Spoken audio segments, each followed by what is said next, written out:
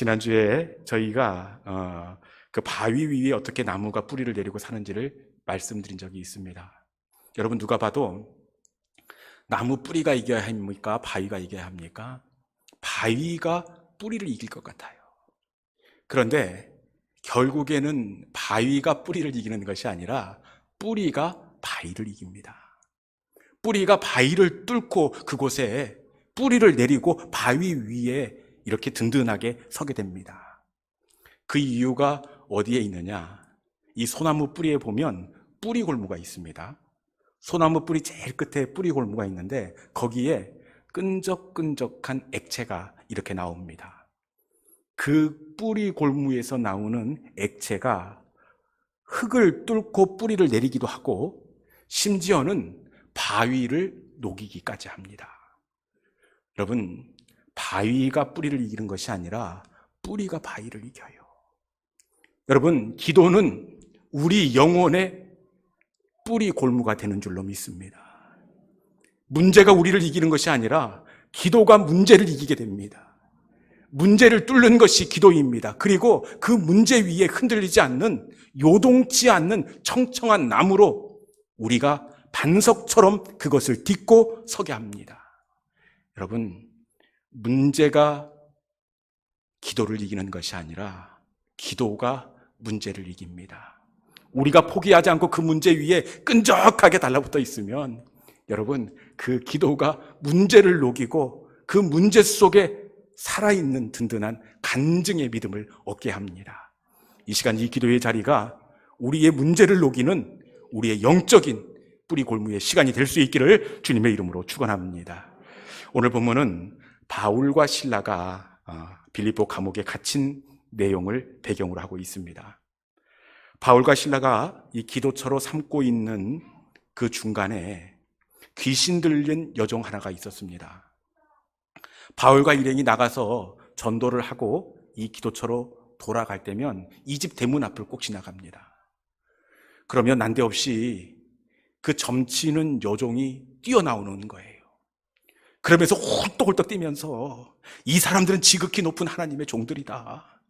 구원의 길을 너희에게 전하는 자다. 잠잠하라고.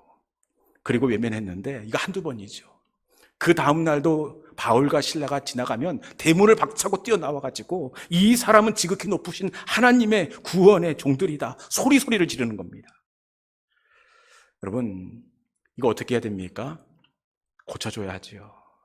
그래서 바울과 실라가 예수의 이름으로 그 귀신을 그 여종에게서 떼어 주었습니다. 귀신으로부터 노임을 받게 된 이 여인은 이제 자유함을 얻을 수 있었지만 이 여종을 통해서 돈벌이를 했던 그 공동 투자자들이 있습니다. 이 여종이 몸값이 비싸요. 그래서 한 사람이 이 여종을 이렇게 고용하는 것이 아니라 여러 많은 사람들이 투자해서 이 여종을 이렇게 쓰게 되었는데 귀신이 떠나갔으니까 아무리 점을 해도 이 점괘가 나오지 않는 겁니다. 그래서 경제적으로 한순간에 큰 타격을 이 주인들이 얻고 말았습니다. 그래서 어떻게 하느냐? 자신들에게 경제적 손실을 끼쳤던 바울과 실라를 당국에 고발하게 됩니다. 그리고 이 바울과 실라가 그 제목을 따라서 지하 감옥에 갇히게 되는데 여러분, 이들이 단순히 지하 감옥에 갇힌 것이 아니라 23절 말씀을 보니까 어떻게 되어 있습니까? 많이 친 후에 옥에 가두고 이렇게 되어 있습니다. 단순히 지하 감옥에 가둔 것이 아니라 많이 친 후에 옥에 가두었다 이렇게 되어 있습니다. 여러분, 많이 맞은 것은 이제 알 것 같아요. 그런데 이들이 어떻게 맞았느냐? 이어지는 22절 위에 보니까 옷을 찢어 벗기고 매로 쳤다 이렇게 되어 있습니다.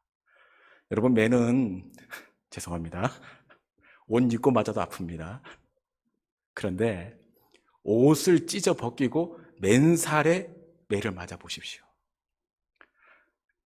생각만 해도 이게 상상이 안 되는 그런 일들이 바울과 실라에게 이렇게 벌어지고 말았습니다. 옷을 벗긴 것이 아니라 찢어 벗겼다.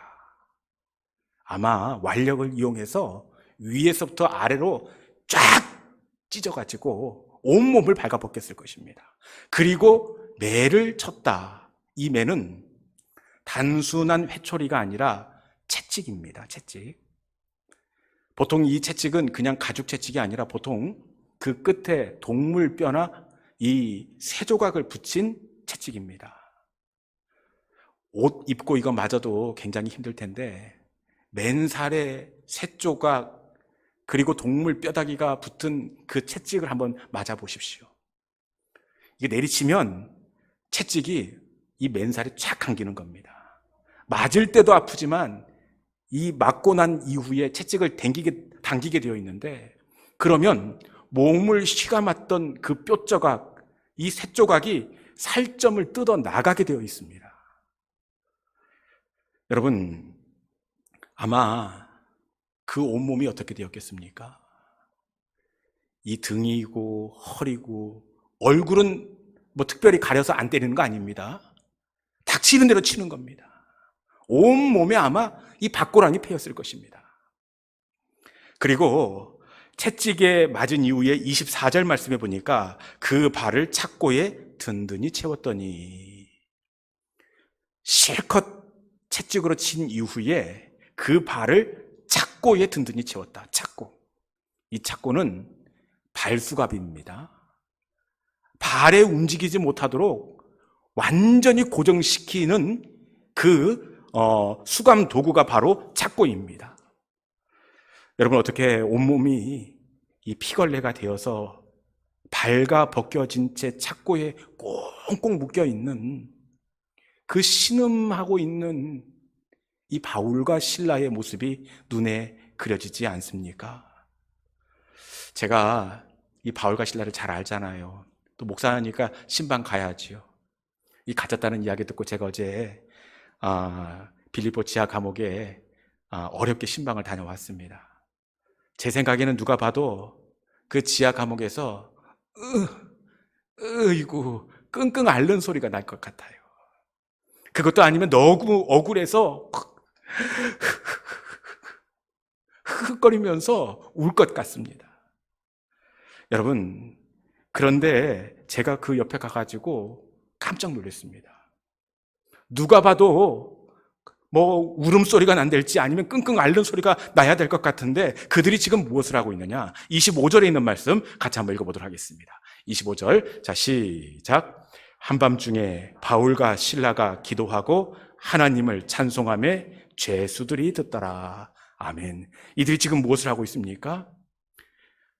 죄수들이 들을 만큼 큰 소리로 한밤중에 하나님을 향하여 기도하고 찬송하고 있습니다. 그들이 기도하고 찬송하고 있습니다. 여러분, 지금은 누가 봐도 찬송할 때가 아니라 원망과 저주가 메아리 쳐야 할 시간이 아닙니까? 왜냐? 왜 원망하고 저주해야 되느냐? 이 일이 너무 억울하기 때문에 그래요. 지금 이 일이 갇히고 매맞을 일입니까? 아니면 상을 받고 표창을 받아야 합니까? 귀신 들린 여종을 고쳐주었습니다. 자유케 하고 온전케 했습니다.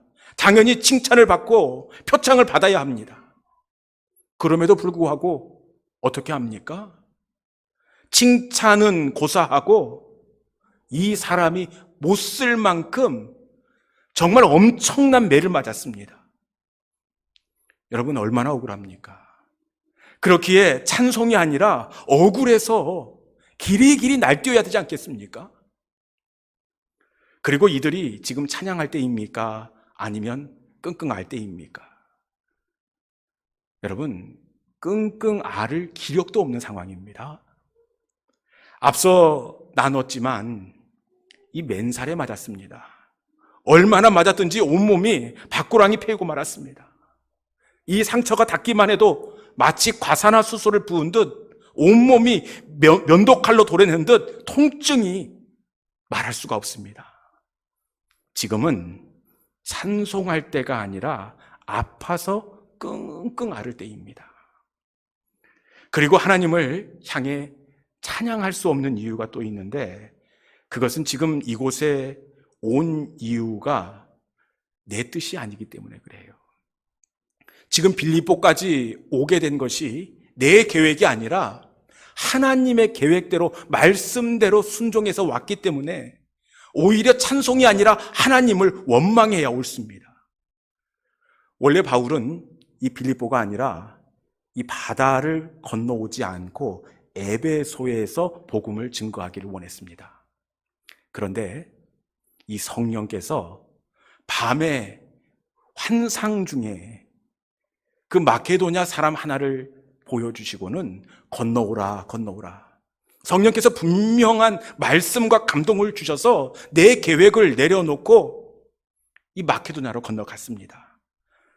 여러분, 성령께서 보내셨기에 어떻게 해야 합니까?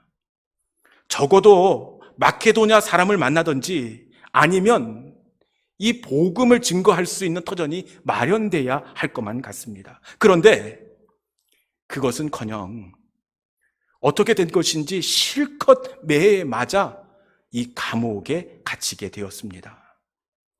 여러분, 이때는 찬양할 때입니까? 원망할 때입니까? 여러분 같으면 어떻게 하겠습니까? 제가 만약 맨살에 그 채찍을 맞고 착고에 묶여 있다?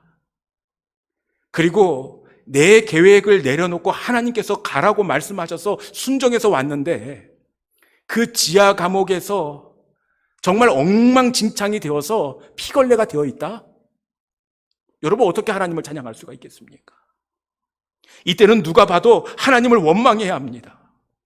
하나님 왜 이러십니까? 제가 도대체 뭘 잘못했습니까? 하나님이 내려놓으라며요. 제가 사랑했던 모든 것을 성령의 감동을 통하여 내려놓고 포기했습니다. 모든 것들을 배설물과 같이 던졌습니다. 주님께서 가라고 해서 가고 서라고 해서 섰습니다. 그럼에도 불구하고 지금 지하 감옥에 이렇게 핏덩이가 되어서 꽁꽁 묶였는데 이게 뭡니까, 하나님? 제가 상급을 바랬습니까? 출세를 원했습니까? 이건 아니지 않습니까, 하나님?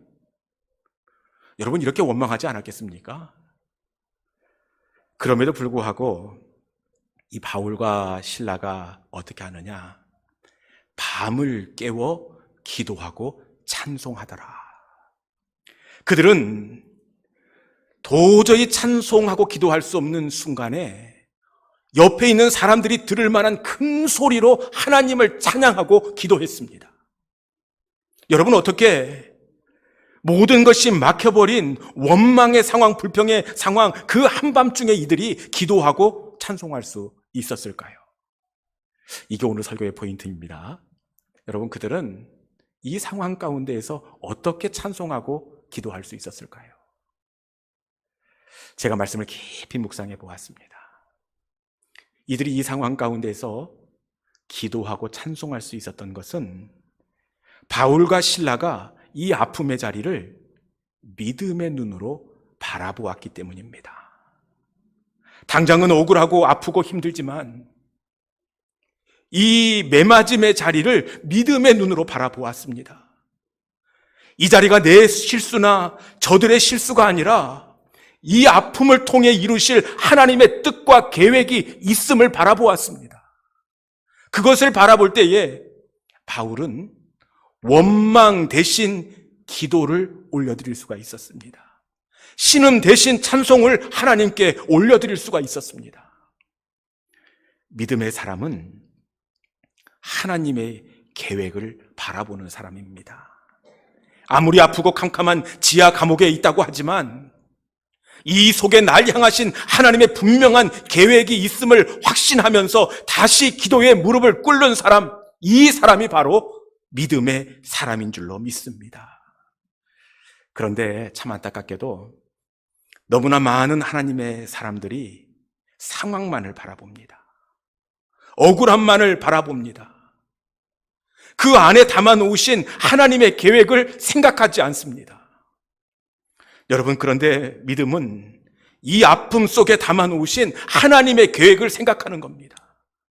내 길이 굽어도는 것이 아니라 하나님의 계획을 향해 돌아가는 것이라는 것을 고백하는 것이 바로 믿음의 사람입니다. 이 닫힘의 시간 속에 있는 하나님의 분명한 의도와 계획이 있음을 확신하는 사람이 바로 하나님의 사람입니다.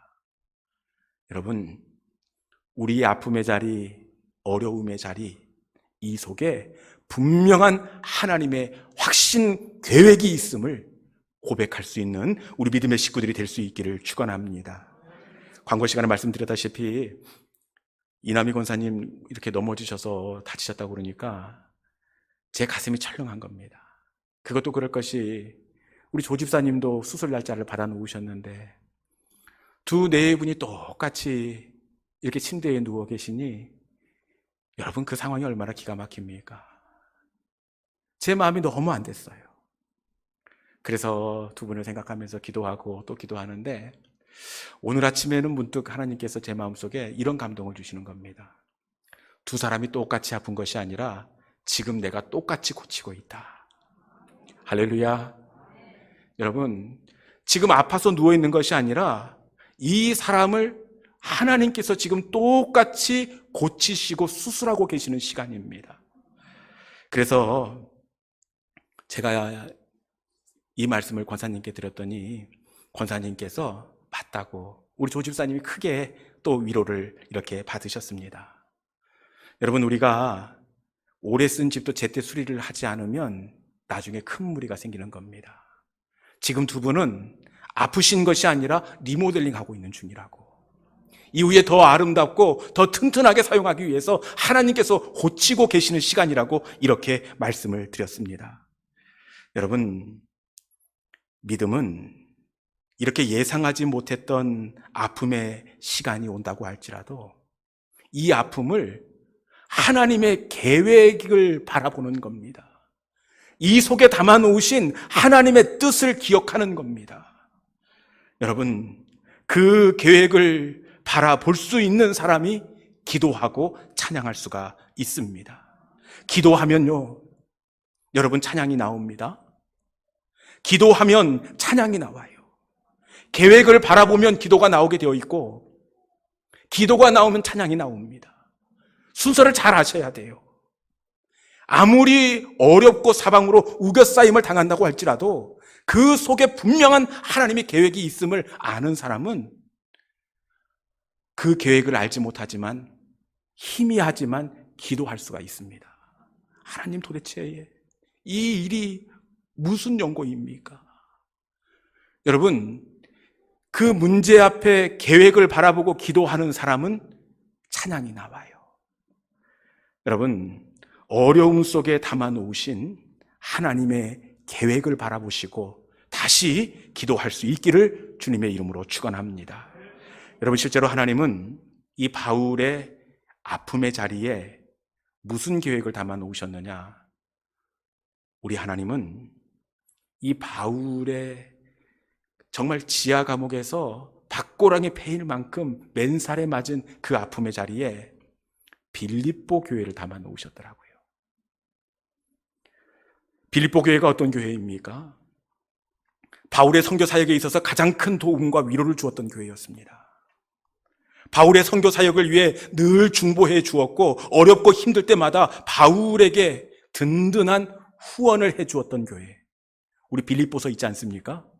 그 빌립보서의 중심, 빌립보 교회입니다. 이 빌립보 교회를 바울이 매맞는 그 갇힘 속에 우리 하나님께서는 담아 놓으셨습니다. 이게 하나님의 계획입니다. 여러분, 우리 34절에 있는 말씀 한번 읽어볼까요? 34절 본문 한번 같이 읽어봅시다. 자, 시작. 그들을 데리고 자기 집에 올라가서 음식을 차려주고 그와 온 집안이 하나님을 믿음으로 크게 기뻐하니라. 아멘. 다시 한번 읽어봅시다. 자, 집중해서. 자, 시작. 그들을 데리고 자기 집에 올라가서 음식을 차려주고 그와 온 집안이 하나님을 믿음으로 크게 기뻐하니라. 아멘. 그와 온 집안이 하나님을 믿음으로. 여러분, 여기서 그가 누구입니까? 빌립보 감옥의 간수장과 그의 가족입니다. 우리 말씀을 다 풀지는 않았지만 하나님께서 착고를 벗기시고 도망가려고 할 때 이 간수장이 입에다 칼을 물고 자결하려고 하지 않습니까? 그때 이 바울과 실라가 우리가 여기 있다.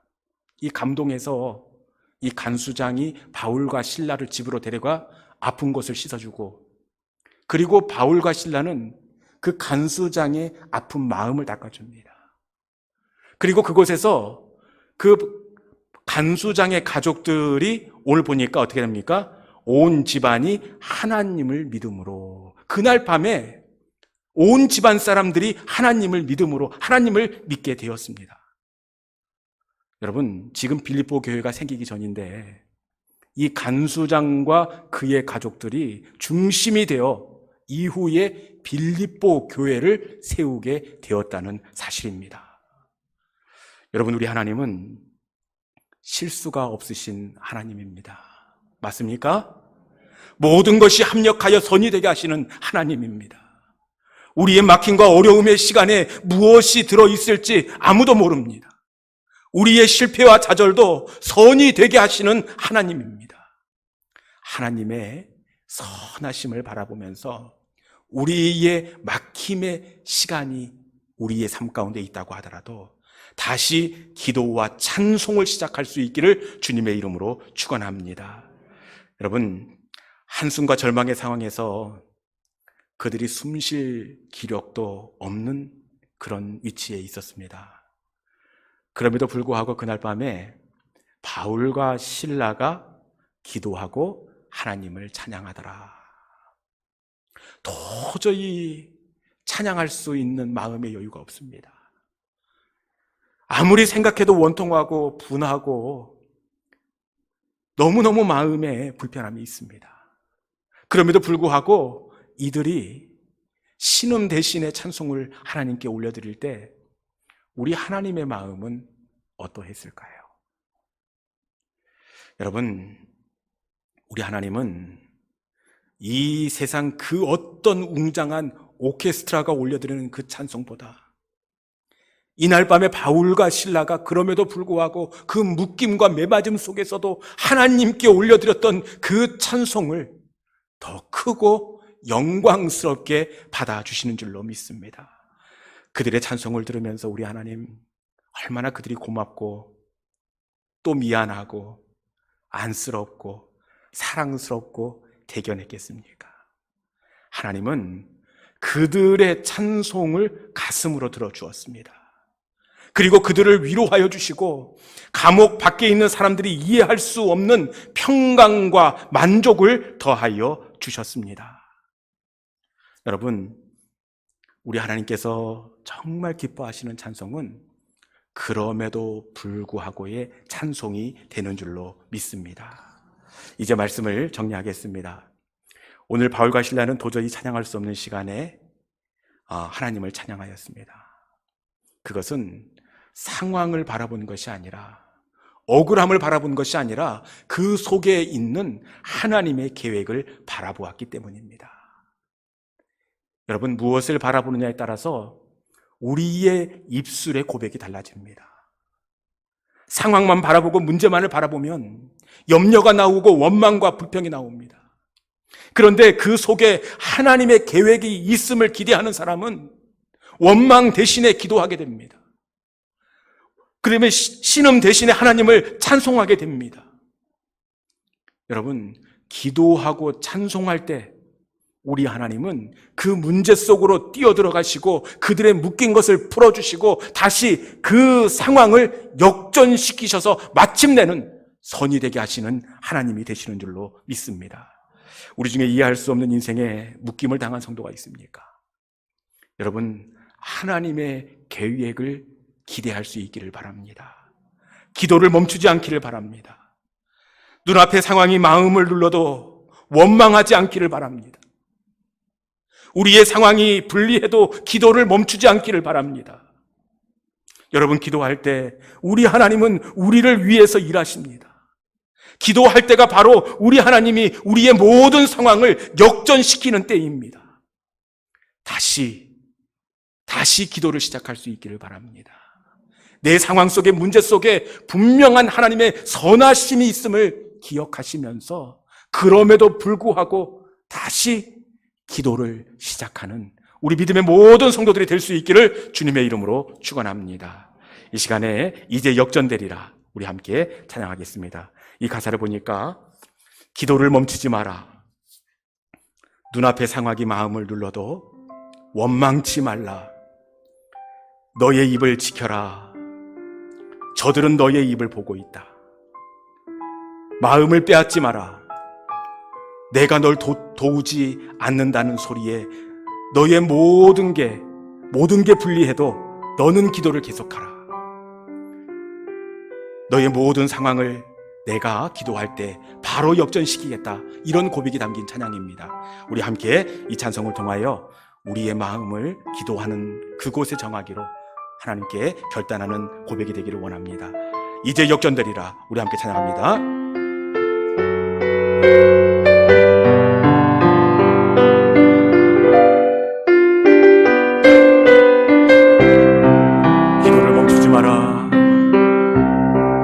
기도를 멈추지 마라. 눈앞의 상황이 마음을 눌러도 원망치 마라. 너의 입을 띄워라. 저들은 너의 입을 보고 있다. 마음을 빼앗지 마라. 마음을 뺏기지 마라. 내가 널 도우지 않는단 소리에 너의 모든 게 불리해도 너는 기도를 계속해라. 너 기도를 멈추지 마라. 내가 너의 그 모든 상황을 바로 역전시키니 너 기도를 멈추지 마라. 내가 잠시도 쉬지 않고 모든 길 지켜보고 있으니 바로 역전되리라. 다시 한번 할까요? 기도를 멈추지 마라 합시다. 기도를 멈추지 마라. 눈앞의 상황이 마음을 눌러도 원망치 마라. 너의 입을 지켜라. 저들은 너의 입을 보고 마음을 빼앗지 마라. 마음을 뺏기지 마라. 내가 널 도우지 않는단 소리에 너의 모든 게 불리해도 너는 기도를 계속해라. 너 기도를 멈추지 마라. 내가 너의 그 모든 상황을 바로 역전시키니 너 기도를 멈추지 마라. 내가 잠시도 쉬지 않고 모든 것 지켜보고 있으니 바로 역전돼. 너 기도를 멈추지 마라. 내가 너의 그 모든 상황을 바로 역전시키니 너 기도를